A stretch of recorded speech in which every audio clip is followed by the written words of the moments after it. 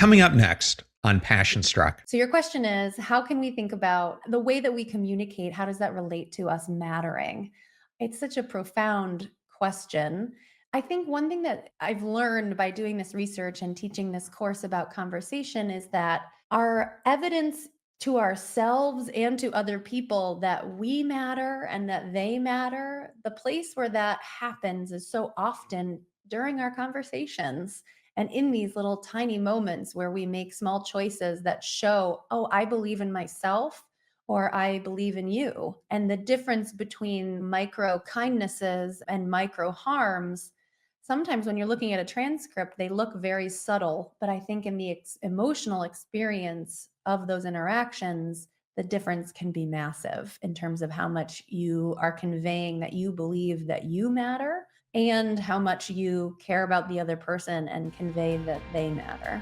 Welcome to Passion Struck. Hi, I'm your host, John R. Miles, and on the show, we decipher the secrets, tips, and guidance of the world's most inspiring people and turn their wisdom into practical advice for you and those around you. Our mission is to help you unlock the power of intentionality so that you can become the best version of yourself. If you're new to the show, I offer advice and answer listener questions on Fridays. We have long-form interviews the rest of the week with guests ranging from astronauts to authors, CEOs, creators, innovators, scientists, military leaders, visionaries, and athletes. Now, let's go out there and become Passion Struck.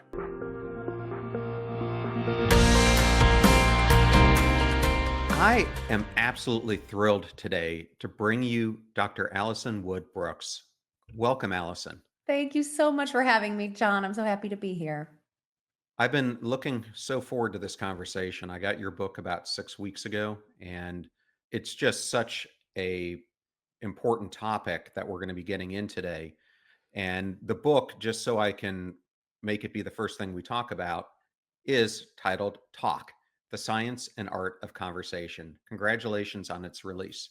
Thank you so much. I'm really excited to share it with the world. I love to start these episodes out by giving the audience some background. And you have had an incredible journey from Princeton to Wharton to now Harvard. What sparked your passion for behavior science and ultimately the study of conversations? Oh my gosh, the story, the journey. Well, as an undergrad, I was very interested in I thought I wanted to go to medical school originally. So I've long had a passion for humans and caring about people. And as an undergrad, I had the great privilege of taking courses from some really amazing behavioral scientists that made me fall in love with behavioral science rather than going to medical school. So I took the judgment and decision making course with Danny Kahneman. I think it was the last time he ever taught it. Oh. He was co-teaching it at the time with Eldar Shafir. And I remember taking that class before Danny had won his Nobel Prize and just thinking, this is so fascinating. Like, what an amazing way to come to understand each other and the world is through the study of people. And so that was the beginning of my journey. I did some research internships in the summer as an undergrad at Columbia University and fell more and more deeply in love with it, decided that this was the life path for me. And I applied to grad school and went to Wharton and worked with Maurice Schweitzer and Katie Milkman and Adam Grant. So in a way, just stumbled into this incredible milieu of behavioral scientists. And I studied people's feelings, mostly anxiety. Like, how can we come to understand why so many of us feel anxious so much of the time and what can we do about it? Which then led me to my professorship at Harvard, where at the beginning I was recruited to teach negotiation and presumably to do research on negotiation and people's emotions and negotiation. And after a couple years there, I started to get a little bit frustrated and I realized I'm not sure I want to teach students who are already very strategic to be even more strategic. And it was this coincided with this epiphany that for many decades, behavioral scientists had been studying difficult conversations. And all the way along, I had this niggling feeling like, well, but even conversations that seem like they should be easy are also very tricky, and we're making all kinds of mistakes. So let me see if I can figure out how we can do every conversation better. And that led me to a place of designing a new course called Talk at Harvard and eventually writing this book about that. Well, I'm going to get to your course a little bit later, but I wanted to ask about one of the people you mentioned from Wharton, and that's Maurice Schweitzer, because as I was doing research on you, you happened to mention in another interview that collaborating with Maurice inspired you to pursue this path and part of the way that you teach. What was it about his approach that resonated with you and shaped your own teaching and research?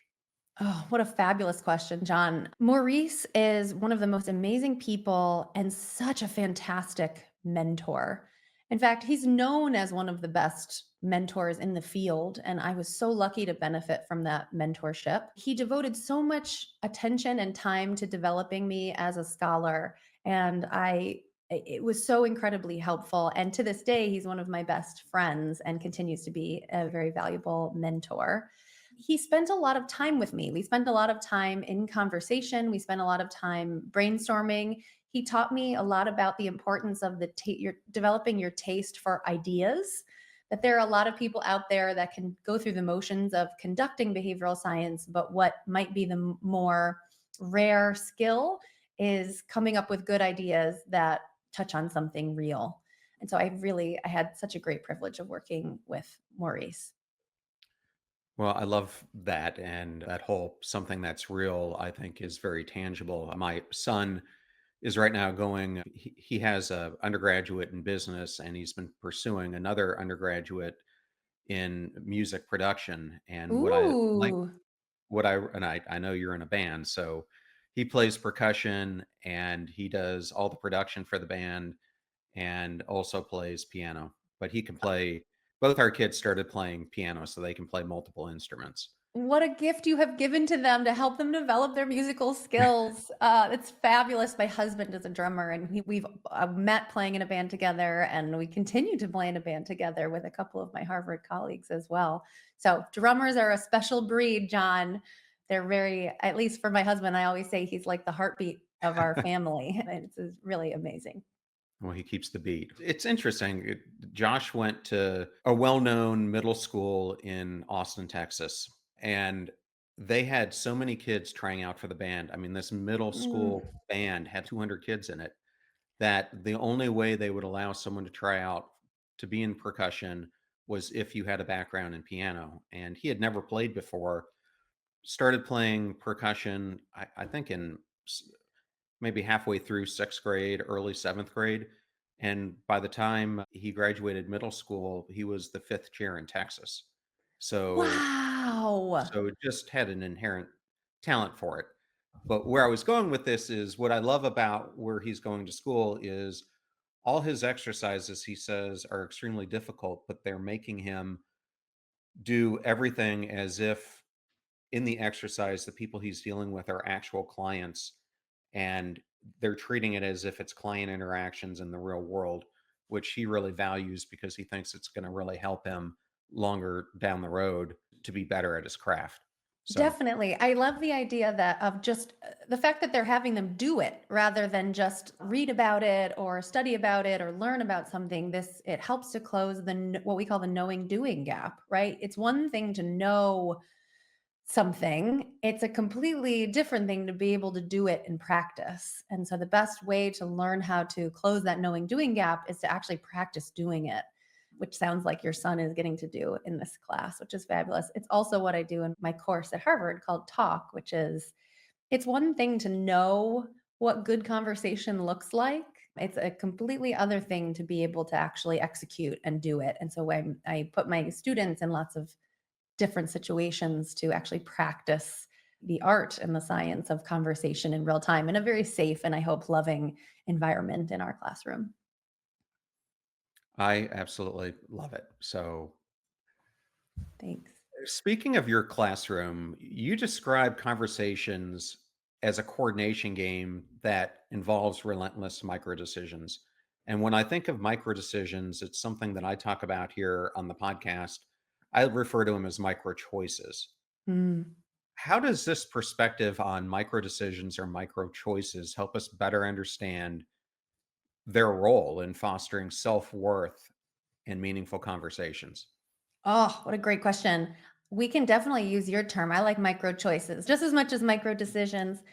Well, we talked about this a little bit, John. Life is a series of moments. It's a series of micro choices. And what I realized in my research on conversation is that that's what we're doing when we're interacting with somebody else. It's just a series of hundreds of micro choices over time as every conversation unfolds. And if we can aim to make some of those choices just a little bit more effectively, because we talk to people so often and every day across every domain of our lives, in accumulation, if you can make some of those choices more effectively, that's going to have a massive impact on your life, on your career, on your family, on your love life, all of it. And so the whole sort of premise of this book is how can we learn to make some of those micro choices more effectively? Well, it's a topic that is really important to me because when I was a young kid, I had a traumatic brain injury and it caused me to have speech impediments. Um, I'd had some cognitive issues as well. And so I didn't want to use my voice because I was so worried about mispronouncing things, talking before I could think about things, or miscommunicating. And it's really been a deliberate focus of mine for decades to be able to communicate the way I do, but I still struggle. And I'm sure others who are listening do too. And this leads me to this question. We all have moments when we question whether we matter to others. How can being intentional about the way we communicate influence our sense of self mattering? Oh my goodness. What a profound question. First of all, thank you for sharing that with me. I think there are a lot of people who struggle with communication, and you're not alone in it. Actually, some of the people that I've talked to that are people who are in the deaf community also find that they work so hard at communicating that they too put such a value on developing it as a skill in the same way that it sounds like you've been working hard for much of your life to develop communication as a skill. So your question is, how can we think about the way that we communicate? How does that relate to us mattering? It's such a profound question. I think one thing that is has I've learned by doing this research and teaching this course about conversation is that our evidence to ourselves and to other people that we matter and that they matter, the place where that happens is so often during our conversations and in these little tiny moments where we make small choices that show, oh, I believe in myself or I believe in you. And the difference between like micro kindnesses and micro harms, sometimes when you're looking at a transcript, they look very subtle. But I think in the emotional experience of those interactions, the difference can be massive in terms of how much you are conveying that you believe that you matter and how much you care about the other person and convey that they matter.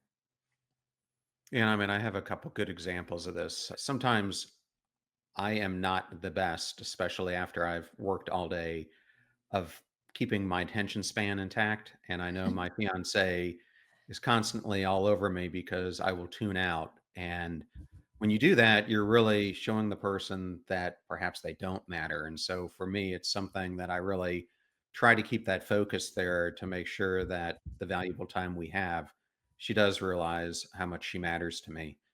And I think another great example of this, I'll just use one from my past. I used to be a senior executive in Fortune 50 companies, and I had this role at Lowe's where I had just gotten to Lowe's. I inherited a group of people who had the lowest engagement scores in the entire company. And what I found was that above all, they didn't feel like they mattered. They didn't matter to the mission. They didn't feel like they mattered to the customers. They didn't feel like anyone cared about them. And so one of the major things I did was I tried to treat the conversations I had with my employees as opportunities to affirm their value. How can someone who's listening to this use communication in their everyday life to intentionally show others that they matter? Oh my goodness. Well, congratulations on being engaged. I heard the word fiance in there. And I think you're right in sharing that story about coming home at the end of the day. And of course, we're tired when we get home. So there are going to be moments when it's hard to maintain continuous attention on another person. But we always have to remind ourselves that attention is a gift. Just meeting the gaze of another person, listening to what they're saying, and giving them the gift of your attention is a way of showing that you care about them, you respect them, and that they matter to you. I've recently learned that, like many 40 somethings who were raised in a time when neurodivergence wasn't as diagnosed, I recently learned that I have ADHD. And so all my life have also struggled with these moments when your mind is wandering, and it actually is quite effortful to keep your attention trained on another person and on the conversation. And even if you don't have ADHD, the human mind was built to wander. Our brains are really good at connecting ideas and brainstorming spontaneously and thinking about things. And so we should know that about ourselves. I think there's often this assumption that we are continuously and always hanging on the word of every other person in the world. That's just really hard to achieve.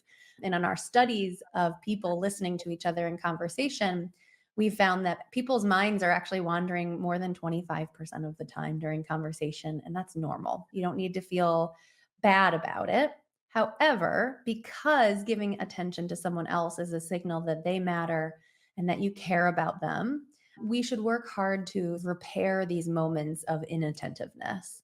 And so if you notice that your own mind is wandering, you can ask repair questions like, "Oh, hey John, I felt like you asked a really good question, but I missed the second half of it. Could you repeat yourself?" A repair question like that is a form of caring. It's saying, "Hey, I actually do want to hear what you said and I missed it." It takes a little bit of courage to do that. It means that you have to admit openly that you missed something, that you made some sort of mistake, and that can take a little bit of courage and bravery. And then, of course, the greatest repair strategy of all is an apology, right? So saying, "I'm so sorry. I didn't hear what you just said, but I really want to. Can you just repeat that, or can you help me out, help me understand what you were trying to say?" These things can be very powerful for showing people that you care about them and you care about their perspective. Yeah, thank you for sharing that. And I just want to mention to the audience, I've done two recent solo episodes on things that Allison brought up. Episode 531, I did a whole discussion on neurodiversity, and I my focus for it was the topic of overcoming a lost mind. And I focused specifically in this one on bipolar, and I used the story of Andy Dunn in this. And then more recently, I did another episode 543 on how to bridge the gap between knowing and doing. So both of Perfect. them touch on behavior science, and they're both further episodes you can tune into. So I want to go to your course because you can't do an interview with you without bringing up its name. How to Talk Better in Business and Life. It's both catchy and it's profound, and it's a class I wish I would have had at the Naval Academy, because I think it would have helped us as officers. How did you come up with the idea for that name, and what surprises you the most when you're teaching this course? It's funny. I often get invited to come and visit military training. So the Army War College and different military groups are very interested in this topic. I think they know how much communication matters and are realizing like, oh, there's people out there teaching it in a different way. The course that I teach at Harvard is called How to Talk Gooder in Business and Life, just as you said. It's lovingly referred to by the students as TALK, which is the acronym that we walk through in the book. But the How to Talk Gooder in Business and Life title feels like a great victory that I was able to both convince Harvard to let me use a title that seems silly alongside very serious courses like Capitalism in America and things like this. So that felt like a win. The Ellen talk is Levity. And so it's not a coincidence that the course title would have a sort of silly seeming name. But it also is a double entendre, right? The word gooder also refers to the K in talk, which is kindness. How can we be good? How do we strive to be the best and most good that we can be through our conversations? And so there's a sort of a double meaning in there. And I feel very proud of it. You've described conversation as more than just an exchange of words. It's a tool for, as I would say, creating, mattering, and building trust. And I remember interviewing Angela Duckworth, and I was talking to her about the lens I talk a lot about it, which is intentionality. And for her, that really equates to the study of self control in the work that she Mm. does. How does, whether you call it intentionality or self control, play a role in helping us transform everyday conversations into something that's more meaningful? Fabulous question. Well, when we think as a scientist and as a teacher, when you think about trying to teach people to have more effective conversations, it raises this question of what does success even mean in conversation? And what you quickly realize is that success is a very complicated question in any domain, but particularly in conversation. And it has to be determined by the people involved. I don't march in and tell them what they should care about, but rather let's think very deeply about what we are aiming to achieve, what we're aiming to do with our words in our interactions with other people. What are our intentions? If we can think a little bit more about that before the conversation happens, and then afterwards you have more clarity to assess, well, did we achieve those things? And so in the book we outline a framework to help people think about what their goals are in conversation. Every conversation you have at least one goal, otherwise you wouldn't bother having the conversation, you wouldn't bother talking to the other person at all, even if that goal is just to have fun or just to be polite. Someone wanders up to you and they start talking to you and you feel like it would be rude to not talk back. That means your goal is politeness and upholding the very basic expectation to respond to somebody. But usually, when we have conversations, our system of goals is much more complex than that. We hold many goals at once.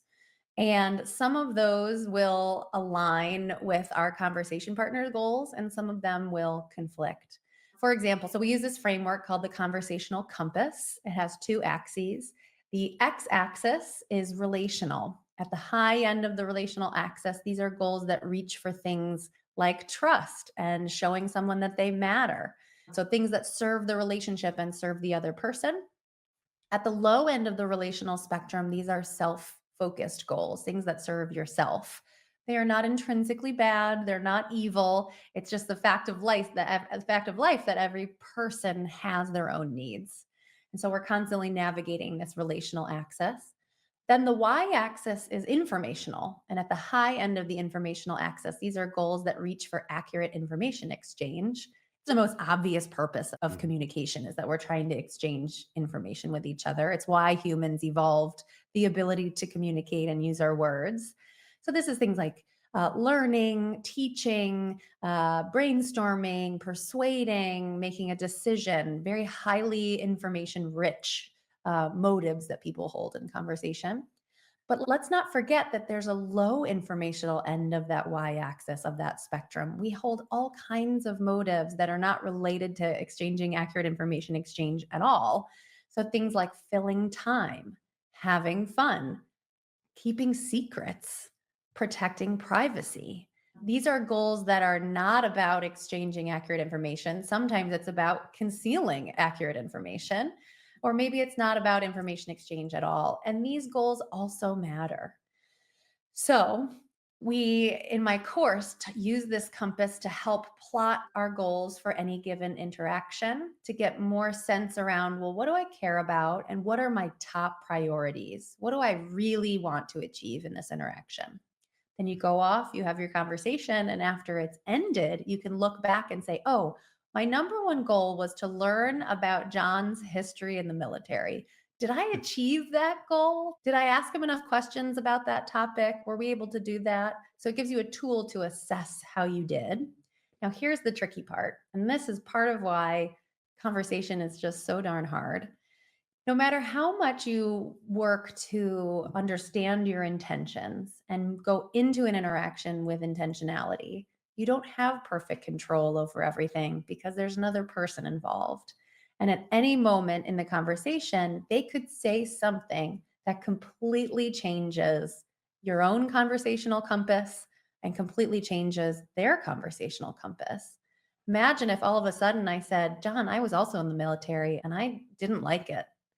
All of a sudden, you've learned something about me that we now really need to unpack, right? And you Yes. didn't know that ahead of time. I wasn't really in the military, but just as an example, they can say something that changes the dynamic of the conversation, shifts everybody's goals, and we need to be ready to be nimble and adjust to that new reality. And that's what makes conversation so hard. Yeah, I remember, especially as I was in meetings and trying to sway people's minds, or if I'm on sales calls, especially if I'm meeting someone for the first time or first couple of times. Used to do all kinds of research, and I would keep interesting facts about them that I could use to prepare for the meeting, that if something came up, I could give a tidbit to let them know that I did my homework, which would cause them to warm up, feel like I was making them matter, and it 99% of the time produced a much better outcome. John, you're talking about topic prep. That's one of my favorite things. We talk about it a lot in the book. This is something that people do that is such a great life hack for showing people that you care about them and that they matter, is that you've thought about them away from the conversation. You thought about them ahead of time. So in our research, what we find is even 30 seconds of forethought before a conversation starts will help you brainstorm topics and thoughts that can show the other person that you were thinking about them and that they matter to you. So even 30 seconds and you jot down just one or two things. Oh, yeah, last time we talked, he told me that he worked for Lowe's. I want to revisit that. I want to go back and say, by the way, how was it? How was it to work for Lowe's? How long did you work there? And who were your favorite coworkers? What were they like? So just a little moment like that where you remember what you talked about last time or what they've been doing in the time between or what they have coming up and jotting down a couple of ideas can make your conversation much more effective once you're in the conversation itself. You're a very good topic prepper, John, but more people could be like you. Another thing I just was thinking of is I've been doing a lot of conversations recently on spirituality and intuition. How Ooh. does our intuition play a role in how we should approach a conversation? Oh, so this is good. It's related to this idea of topic prep, right? Because and in most tasks in our life, but certainly conversation, there you have to strike the right balance between preparation ahead of time versus intuitive, improvisational decision making in the moment. And the same is true in conversation. You want to put enough prep in to show people that you were thinking about them when you were apart and that you've prepped some topics and that you have thought about your intentionality and what you'd like to get out of the conversation. But once you're there, you need to let things go and be in the moment and rely on your more intuitive judgment, what psychologists would call system one thinking. And so striking the balance between the two is really key. Now, many of us end up relying too heavily on our intuitive judgment. We don't prep topics. We don't think about what our goals are. We just bump into people randomly in the world and then we wing it. And our research suggests that is also not the right equilibrium. You should be both preparing ahead of time and feeling comfortable improvising in the moment to become the best conversationalists that you can be. We call this the myth of naturalness. When we see other people who are really great at conversation, often we believe that they're just born that way and that they have amazing intuition and amazing intuitive judgment about how to behave in the moment. When in fact, what you can't see is all of the stuff that's happening under the surface for them. You don't see the many years when they were working hard to develop a skill or like you, John, working to overcome some sort of challenge in their communicative abilities.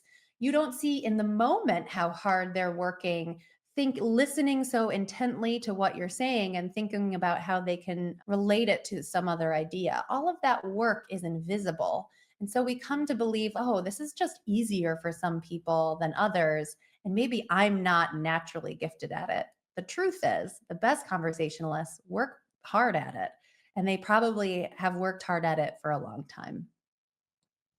Thank you for sharing that, Allison. And I wanted to get into the heart of your book. The title of your book, Talk, is not only a title, it's a framework and a game changer for conversations. So I want to have you break down topics asking levity and kindness because to me, it feels like a guide to creating conversations that matter. Could you Hmm. go over each component and how it helps someone foster self mattering and making others feel seen? Absolutely. Thank you. That's very nice positive feedback, John. So T is for topics. Topics are, let me just say the maxims to start and then I'll dive into each one. T is for topics. A is for asking. L is for levity. And K is for kindness. So let me break down each one of those briefly. T is for topics is really, we know that conversation, we have to choose topics in conversation, but most of us think about, oh, what are we going to open with? What is our opener? What's the first topic or what's the most important topic? When in fact, a helpful mindset shift can be to realize that you're choosing topics every time you're speaking. We're making these little micro moves to steer topics, and we're asking ourselves, should we stay on this topic or should we move to something else? Should we drift gently to something else or should we jump cut to something extremely different? Should we call back to something we talked about earlier or should we move elsewhere? And we're making these sort of small moves every time we speak, and our partner's making these small moves every time they speak as well. So, managing, we can all learn to manage topics more effectively. We should be thinking about how the topics we choose can serve our intentions, our goals. So, if my goal is to ask you for advice, I need to work up the courage to actually ask you for advice. If I forget to ask you for advice, I probably haven't served the goal that I was looking to achieve in that conversation. If I want to make you laugh, I need to raise topics that are going to be fun to talk about to make you laugh. So, whatever your goals are, your topics should follow along with your intentions. And just realizing that we're making these choices all the time. Now, a very important piece of advice is that people tend to stagnate too long on topics. And it's better on average to, as soon as you feel like a topic is losing its juice, to switch to something new and fresh and different to keep everybody engaged because mutual engagement matters so much. And on that note, I will switch topics to A is for asking. A is for asking underscores how important question asking is in all of our conversations. Asking questions might be is one of the most powerful tools we have available to us in our toolkit. It's the best and most direct way to lure out the contents of another person's mind. In the context of this conversation we're having, John, you're expected to ask me questions, but I can also break norms and ask you questions, which might make the conversation even more interactive and interesting. In the book, we talk about the power of asking more questions to understand other people's minds and to make them feel like they matter. But we also talk about the types of questions and the patterns of questions that are most effective. And so I'll just hint at two of them. One is follow up questions. Once someone has shared something about themselves, it's so important to ask another question after that to show that you heard them, to show that you care about them, and that you want to learn more. So, follow up questions are superheroes. And then the second great pattern of question asking that I would recommend would be open ended questions. So, closed and open questions all have a place in conversation, but open ended questions are the ones that we remember. So, if I say to you, John, what was your episode about bipolar? What was the most meaningful thing about that episode to you? What did you learn? And then you'd give me an answer. I don't actually want to go there right now. But if that kind of question, if I were to let you answer and we let the conversation go there, it's the kind of thing that you would remember, right? It would allow you to share your perspective, something that you learned. I would ask you follow up questions about it, and that would become very meaningful. So, open ended questions are an amazing tool for that. The best open ended questions often start with the word what. Why questions can feel a bit accusatory. So, like, why did you do an episode about neurodivergence? Can feel a bit accusatory as opposed Mhm. to what were the things you learned the most about that from that episode?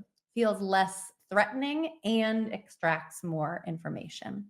So, follow up questions and open ended questions that start with the word what are very good ideas. Do more of them in our conversations. Moving And to Levit. Go ahead. before you go to levity, can I ask you a superhero follow-up questions? Please, yes. So in the book, you were talking in this chapter, you've got a subsection, what's with all the questions? And you mentioned that some of the kids, especially where you teach, are from other countries. And so when they're dealing in our culture, they don't know what is too many questions, etc. And you go into this whole thing about speed dating, which caught my eye. Great. But the fundamental question you're trying to answer here, is there a tipping point when many questions become too many? That's Can right. you maybe explain this speed dating example as a way to answer that? Sure. Yeah. When you start to get into the idea of, hey, it's better to ask more questions, a very natural follow up question is, well, is there a tipping point? When does lots of questions become too many questions? When does it get annoying or feel interrogative or intrusive? And so we use the speed dating data as an example of a very cooperative context. So speed dating is where strangers get together. They might have 4 or 5 minutes to get to know each other and they haven't met before. In that sort of context, you have so much to learn about each other. You need to find out where they're from, what they like, where did they go to school, what are their hobbies, what are their families like. There's just so much to learn about each other that we actually never see a tipping point in the number of questions. You can't possibly ask too many questions in a very cooperative context like speed dating. We just never see it. It just never gets annoying because you have so much to learn. Now, when we start to think about more conflictual contexts, so let's say a negotiation or maybe a feedback meeting to someone at work, we do see instances where there is a tipping point where you can ask too many questions, where someone starts to feel defensive. There's information they don't want to share with you. Or are you going to use, why are you asking me so many questions? Are you going to use my answers to exploit me later? So people are just a little bit more guarded in those contexts. But even there, even in the most intense negotiations or the most conflictual contexts, what surprised us in the data is that the tipping point where lots of questions becomes too many questions is way further out than you would think. The bigger risk in any context is not asking enough questions. Walking away and having asked 0 or 1 or 2 questions the whole time is a much more common mistake than asking too many. So there is a tipping point when people have conflict, but we should think less about that and think more about the silent killer of conversation, which is not asking enough. Thanks for going there. And now I'll let you go to levity. Let's go to Levity. Let's go. When you say go to Levity, I imagine us like sledding down a hill or riding a balloon into the air because Levity is a very fun place. It's a place we need to go in our conversations. It's these moments of sparkle and bubble and fizz that keep things fun and engaging. And they're Yeah, so very important. they are. And I was listening to another episode that you did on another podcast, and I would have frozen in my shoes because the first question they asked you was to tell a dad joke. That was an intimidating moment. I ruminated about that afterwards because I did feel very put on the spot about tell me a joke. And I was like, oh, I wish I had prepared. Yeah, that seems like one that the host should have reached out to you beforehand to let you know, Yeah, because give me a little even if I warning, had people. one, when you're put on the spot like that, it's so hard to just produce it. But Amazing. I know, exactly. I hope I did a good tap dance in that moment. I think I did come up with something, didn't I? It yeah, was you did. probably You talked quite about bad. you talked about your kids, and you said you'd been reading a lot of books around Halloween, and so you turned it into a Halloween themed joke. Oh, how cute. Actually, yeah, the problem is we read a lot of these joke books together with my kids, but they love them so much that they memorize the jokes. And then I don't because I rely on the kids to say them to me. They recite them back. So, anyway, it was quite the memory challenge, but I appreciated it because they started from a place of levity.